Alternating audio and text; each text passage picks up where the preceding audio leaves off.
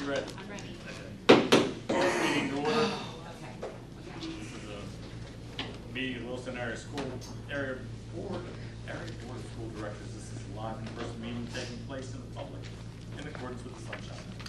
Attending and or commenting publicly in this meeting, you are consenting to the recording, retention, or future viewing of this meeting. This meeting is also being live streamed for the convenience of the public. In the event that the live stream fails, or cannot be transmitted for any reason, the in-person meeting will continue without interruption. Carrie, would you do a roll call, please? Nick Lovell. Here. Carl Thompson. Here. Wayne Sullivan. Here. Stephen Yerger. Here. Mary Brenneman. Here. Danielle Brenneman. Here. Jeannie Ewan. Here. Janelle Reston. Here. All rise for the pledge of allegiance and vote in silence. And again, we'd like to recognize the several students that we lost and the last couple months. Thank you.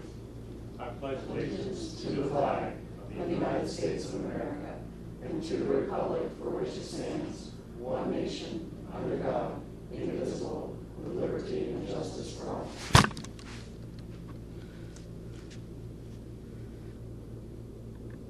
Thank you. Please be seated. Okay, there was no public comment. On behalf of the Wilson Area School Board, I'd like to welcome the candidates. I got that one. Candidates on Ms. Bayless, Ms. Hutchinson, and Mr. Perez. I appreciate it. I know it's a little bit inconvenient, there's some timing, and I appreciate you switching your schedules around the year, so thank you very much. All right. Everybody's been here for previous ones, so we're going to follow. I'll ask the question. We'll start off with Ms. Bayless. Question number one. Ms. Hutchinson will get number two. Mr. Perez. And I'm going to double back and then each one of them will be asked the same question so it'll be 3 times the same. So, did you understand my confusion? All right. Somebody explain to me because I didn't. Ms. Bayless, what do you see the role as a board member is? The role of a board member is supposed to make sure that the public's funds are spent appropriately and that the superintendent does what he or she is supposed to do in regards to their contract. And also, the school board members are also supposed to make sure that overall the school academically, in all different categories, basically performs or at least attains the level of proficiency. So that's pretty much what they're supposed to do. Oversee, they're overseers. Basically, oversee. They don't run the school system, they oversee. Okay. Ms. Hutchinson.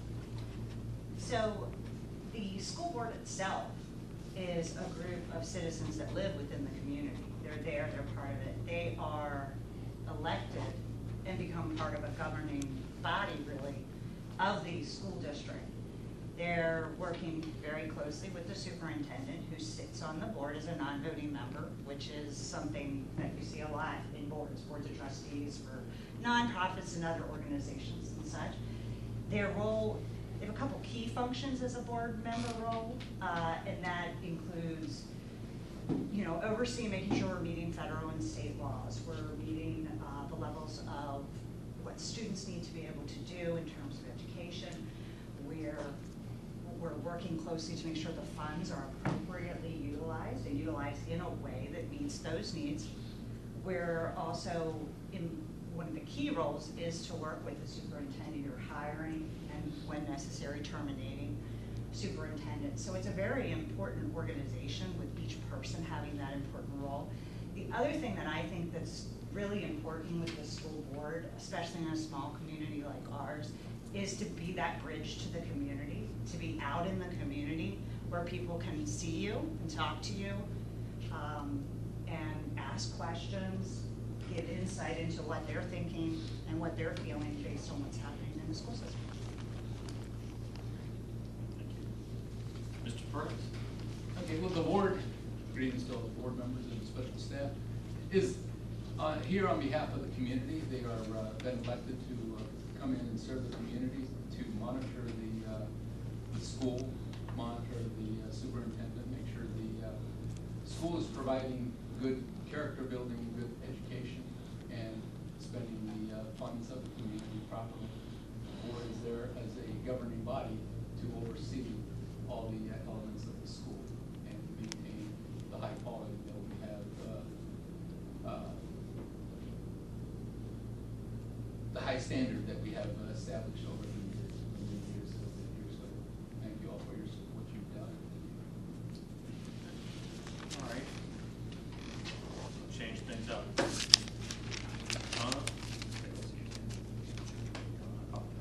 Okay. Commercial break. Go ahead and tell us about Donna. Tell us something. So is this the second question? No, this is This is the introduction. This is an introduction. I wanna break it up so that there's a little bit of time for y'all to breathe and relax, because second question. So you get to, it's your first commercial break to say, tell us something about Ms. Bayless that we don't know, that we don't read on a resume. Okay? Okay, sure. So I've lived here in Littlestown for 7 years. I retired from Maryland and moved here and to retire and enjoy retirement. I am enjoying retirement. And I spent 10 years in Frederick County on the school board there. I was a special education advocate for the board. Very much enjoyed it, learned a lot, did a lot of took a lot of classes and courses while I was there. Basically, I think I told you before, I went to 3 National School Board conferences, took classes for several days at those. Got involved with advocacy for funding public education. I was the legislative liaison to the board. That taught me a lot about education and about funding education, which is huge. Earlier this evening, you guys talked about possibly not getting your state funds in time of need. Totally understand all that. That's kind of built in, hopefully built into your budget, just as a little cushion. That's one of the reasons why you guys have a cushion.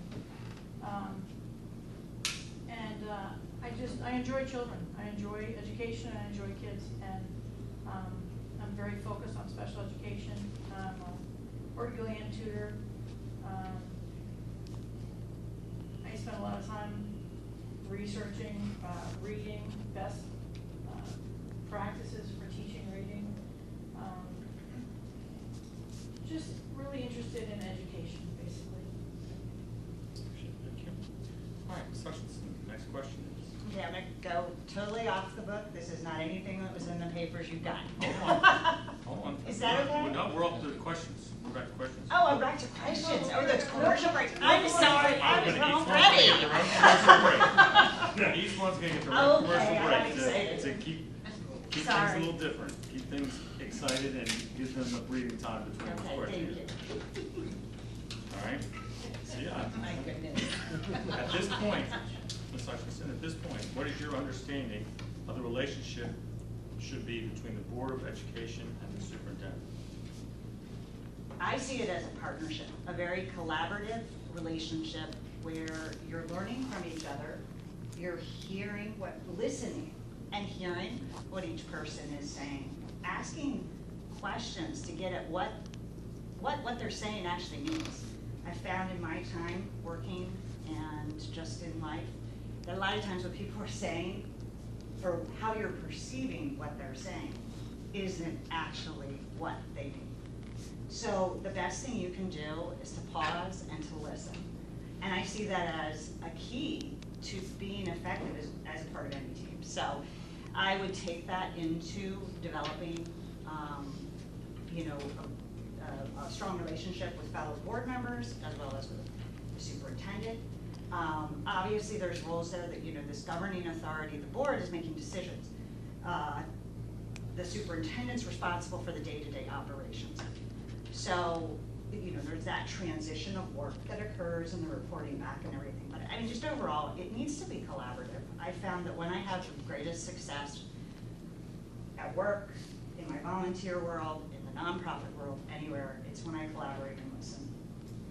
Okay. Mr. Perez? The Did you need to read the school- question again? What's that? Did you need me to read No, the question? I- I apologize.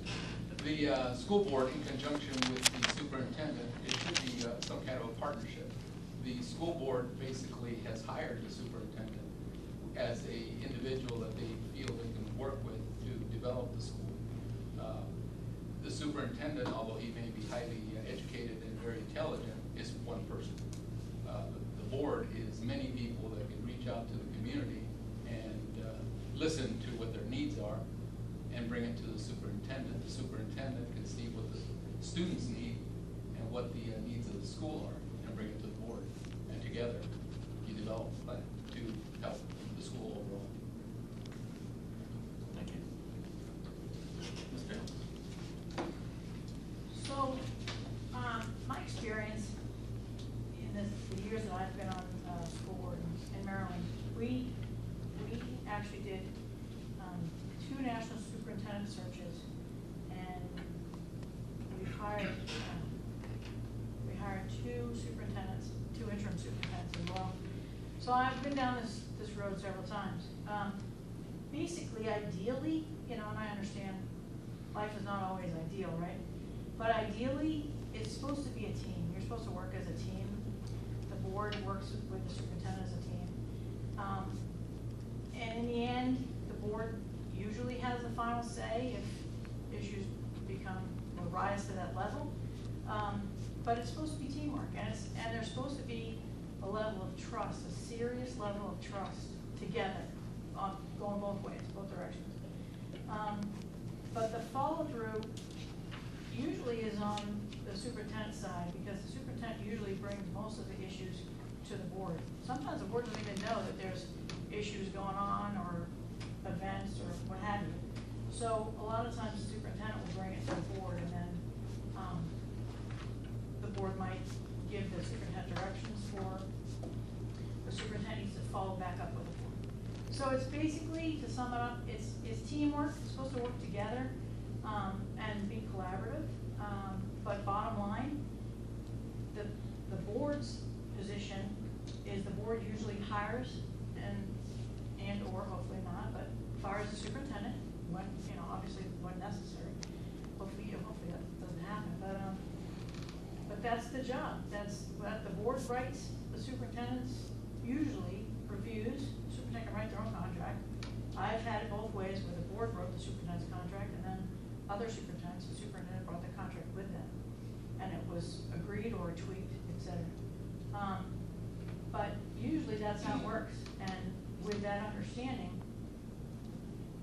and just follow up on what we had earlier this evening, with that in mind, that the board hires a superintendent, and then throughout the superintendent's contract, the board reviews the superintendent's contract every year.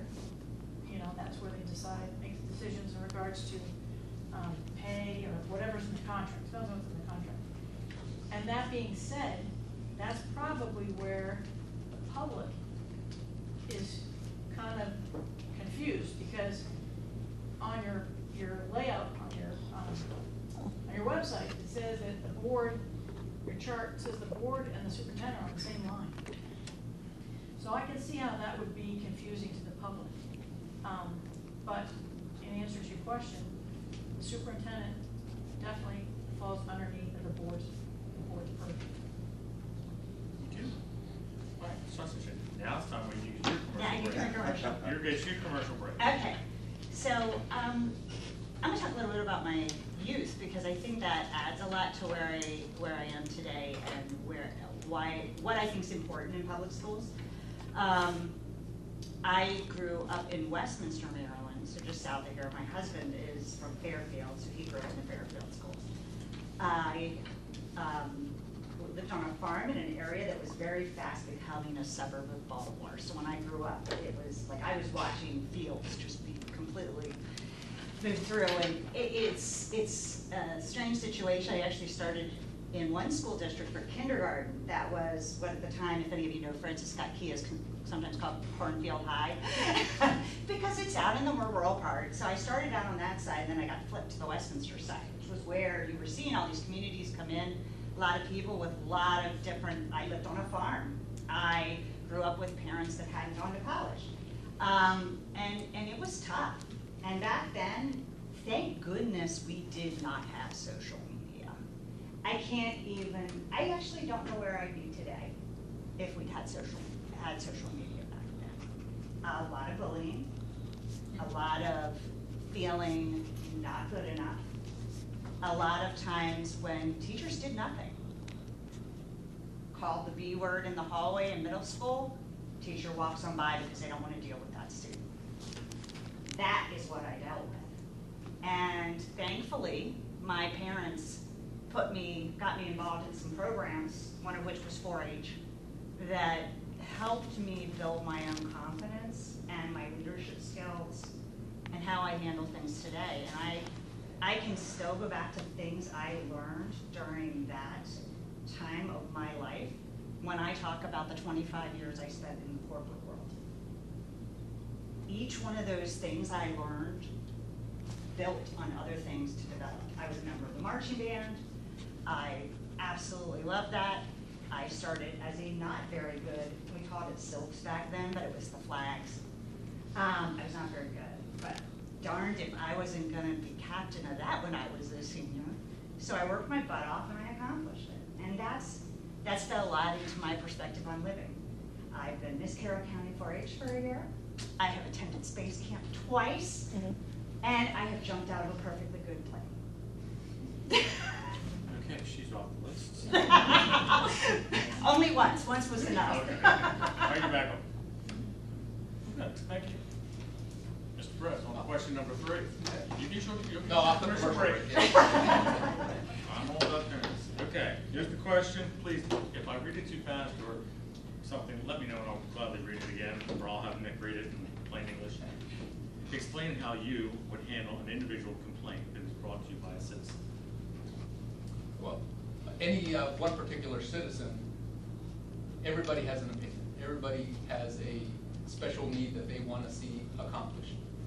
One particular person with a complaint should be accepted, should be heard. I would specifically write it down to make sure that I get everything correct.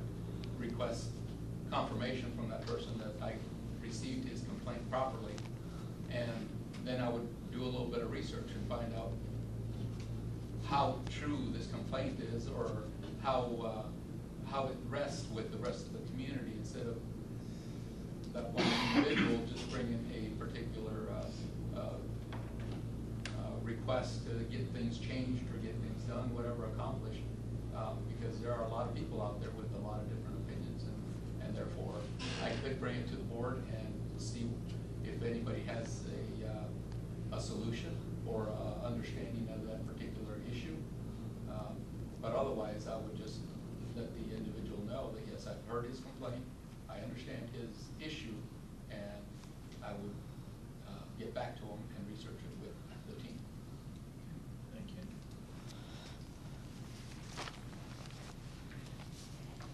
Ms. Bayless? What was the question again? Thank you. Explain how you would handle an individual complaint that is brought to you by a citizen. Right, that's what I thought it was. Okay, so it's easy. You be a good listener, right? You have to be a good listener to the person. And then you share with them that you're one member on the board. There's lots of members on the board. And also you share with them that if they really have a true concern, that they should share their concern with the superintendent. Really, basically. I mean, it depends on what the complaint is, truly, okay? If it's, I mean, it could be something silly like my kid fell off the merry-go-round at the park, you know, didn't get any attention, blah, blah, blah. Then maybe I would say, okay, maybe you should really talk to the principal of that school and not go straight to the superintendent. So it depends on what the complaint or the concern, or whatever you're gonna call it, is, instead of just going straight to the top. You know what I mean? Yes. So I would just clarify by saying it depends on the complaint. Okay. Agree with what Ms. Bayless said, that there's a big difference between types of complaints or concerns you can get. At the end of the day, the first thing I would go to, and this is probably with my compliance background jumping in here, and health insurance, is I would follow whatever protocol I've been trained on, which I would assume I will get, on how we accept those complaints, where we refer them. Do we refer them into the proper place, and that, oh, well, here's where you go for that type of complaint?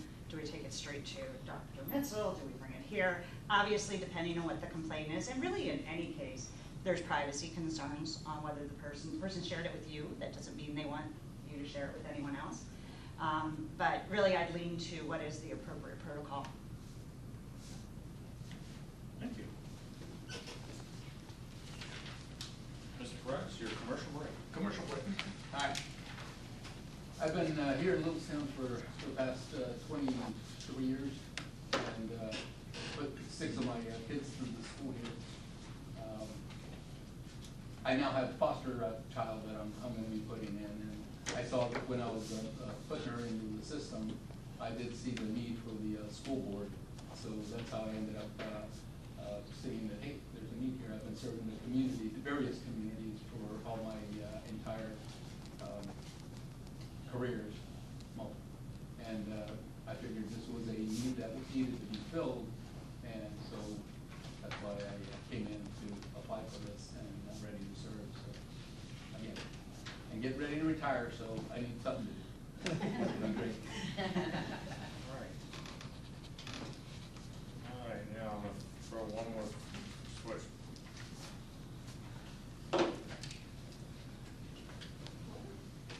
Ms. Bayless, think of a number between 1 and 10. There's 1 and 10? How about 6? Okay, Mr. Perez, 5. you got the right answer. I'll go back that way. I'm trying to figure out which way to flip back and forth. just trying to keep things a little, because it's if everybody gets in the same order, it gets kind of monotonous. You start. Yell my name if I'm supposed to answer. You did. Yeah, so you had the last one. Right, my fault. That's all right. It's been kind of long. I'm sorry. Already. You're only on question 4. Question 4, all right. It's 10 questions. Well, we got a lot of questions. I'm just trying to creep them. Okay. Ms. Bayless, explain your I can see understanding. through that curtain, just so you know. You got the right answer, by the way. Major one. Explain your understanding of the board's role with the budget preparation and approval. Budget preparation and approval? Yes. So basically, the superintendent drafts the budget that they foresee that the school system will need, and they bring it to the board reviews it, and if there's any concerns that they have, they share it with the superintendent. The budget is, usually you hold, I guess you could just do it in this room. So usually they hold some meetings so the public can come in and share concerns, what have you. But I guess that would be part of your public comment here. And then once the board votes on the once you get the public comment, then the board votes on your budget, and if you get enough votes, your budget's approved. Okay. I mean, it's also based on, he can't ask for, Dr. Missel can't ask for a budget that the state's not gonna cover. So, I mean, it has to all roll together. You have to make sure that you're gonna get the amount of tax revenue in from your education funding, tax, local tax. You gotta make sure you have enough federal grants or funding coming in for special education, et cetera. And then, obviously, whatever the state, has designated for your funding as well. And that hopefully with all of that included and with that encompassed, the budget that Dr. Missel proposes will include all of that. And that's the hope. Okay. Anything else? Ms. Hutchinson? So this year, when I decided that I was interested in running for school board, I started coming to the meetings and attending them. And I've been in budget meetings before. I've been involved in that process. it was definitely interesting realizing how the way the meetings mesh together. It is not just a school board meeting, it's a finance meeting, and it's a working session, such as we had tonight. And then finally, that board meeting, plus you've got things playing into that, like the recent vote we had to take on, the district had to take on the transportation. You know, you have to approve the contract before you can know that this is going to be part of the budget. So through that, I was really able to see the process and start learning from that. Mr. Showbaker is the one who does the fun with the numbers. I used to be that person, so I still am in some ways. But he does the details, and then he's presenting it to the committee, and the committee's reviewing it and asking questions, questions about contracts, questions about, you know, how are we going to meet the monetary need. This big thing, one of the big last minute things this year was the autism classroom, and being able to meet that. So those discussions occur there. It moves to the working session where the full group can have at least some conversation, but really then you go to the board meeting. But it does have to be approved by June. I think, I see it as an extremely challenging thing because not only here are you deciding no one's giving you, well, I mean they are. You kind of get a number and know this is your number and you build a budget around this number, but then there's this, am I going to raise taxes to meet this number? What other ways can we meet this number? What federal changes, what state changes do we have to be prepared for? And I think we all know, and you've heard it today when we talked about the Pennsylvania budget that is still not approved, that there's a lot of, I'm not sure what's gonna happen right now. It's at the federal level and it's at the state level. And it directly impacts us, but it directly impacts our citizens who are paying the school taxes and our children and those students. And I started to go down that hole and found a lot of things about Pennsylvania that I did not know, which is that, you know, as many of you probably know, there was a ruling a couple years ago that Pennsylvania is unconstitutionally funding its school systems. The district system, the district system is, I like it. I like the small areas versus the county system in Maryland, which is what I grew up with, for a lot of reasons. But what it means is you put so much on the backs of your families and your citizenry in terms of school taxes. I like knowing that it's going right there, but when you look at a community like ours that you know, has a pretty decent percentage of disadvantaged families, higher property values because we're down by Maryland, but a lot of retirees with less income. And then you look at like an Exton or something that's sitting on right outside of Philly. How much are they collecting in school taxes? And they get to save that all for their kids. So, and we all love our kids and we want to direct it that way, but how do we make sure that every student in the state of Pennsylvania can get the education that they deserve? And if you go out, there's a website called PA Schools Work. We are underfunded by $3.5 million from the state. So I think there's another piece, and I just haven't maybe seen this, but it's how do we get involved and lobby and talk to people? Go up to Harrisburg, it's not that far of a drive. What can we go and do to say, no, this doesn't work. This is not right for our people. And how do we educate the people who live in this community so they understand what's going on? Because I see the posts on Facebook and stuff. Well, if you're gonna raise taxes, I don't want you on my board. We're just gonna have to cut stuff for these kids. But no, we want these kids to be successful. And it's not as simple as cutting fine arts or sports or whatever, because every student needs something else to be successful. And for not every student that, for every student that doesn't always become academics. So it's a complex picture, it's enormous, but I think it's something that requires some kind of broader outside box thinking and discussions.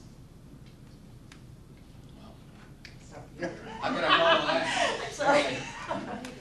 Unfortunately, do you want me to reread the question then? I understand. Basically the board's position is to try to balance out the budget with the superintendent's list. I mean, he brings a list and the board is responsible to line out some of the items. No limo for the superintendent this year, I'm sorry. But on other boards that I've been in, there are committees that have to be put together so that they can address certain items on that list. And the board hears the committee's results and makes a determination on how they're gonna spend that money that has been